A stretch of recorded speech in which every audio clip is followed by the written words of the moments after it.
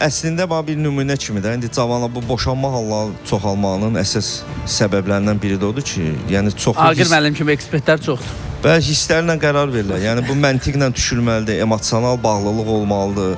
Yəni bunlar olandan sonra, ondan sonra uzun müddətli olur.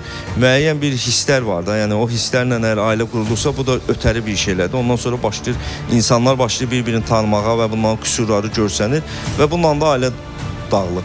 İndi gələcəyin inşallah bu bir təcrübə kimi olsun. Yəni həyatında bir ailə quranda birinci məntiqli düşüncə ilə ki, yəni bu insan mənə yarayır, mənim ailəmə uyğundur, ya bu gələcəyinə mənə problem yaratmayacaq.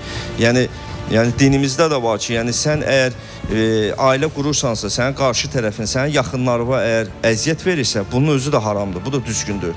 Ona görə belə şeylər düşünmək lazımdır. Amma bir məsələ var, Anar qardaşımız, indi bu da bir maarifləndirmə məqsədi ilə deyirəm.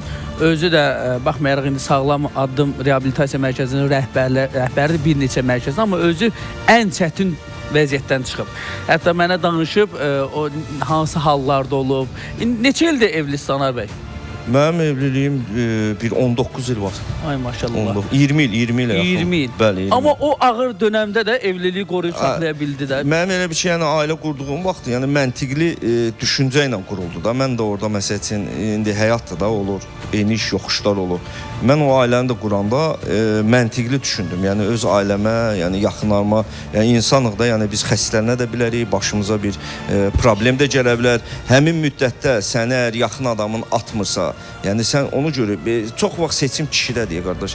Yəni kişi gedir elçiliyə, xanım gəlmir ki elçiliyə. Yəni sən ağır vəziyyətdə də belə, söhbət nə ağırdan gedir, yəni ona görə mən deyirəm ki, elə mərkəzə müraciət eləyək ki, o adamlar bizi başa düşsün, yəni ora müraciət eləyənlərdən gedir. Anar özü ən ağır formada pis vərdişlərin qurbanı olub, ən ağır formada. Təsəvvür edin, içki, o düşündüyümüz məsələ bu, hamısını bu adam keçib də, yaşayıb və axır deyir, sonra gördüm ki, mən elə bir vəziyyətdəyəm ki, ətrafında heç kim qalmayıb, yəni bir-iki nəfərdən başqa. Amma ona rəğmən, görürsən, indi bu günləri bir mərkəz rəhbəridir, eşq olsun deyir, bir alqışlayaq Anara, həqiqətən də indi onlarla insanı sağaldır. O dönəmi belə keçə bildin. Bəli, o dönəmi deməli, ailədən, birlikdən çox şey asılıdır. Bəli, ailə dəstək olmalıdır, kömək olmalıdır, yəni axır günə kimi məndən əl çəkmir.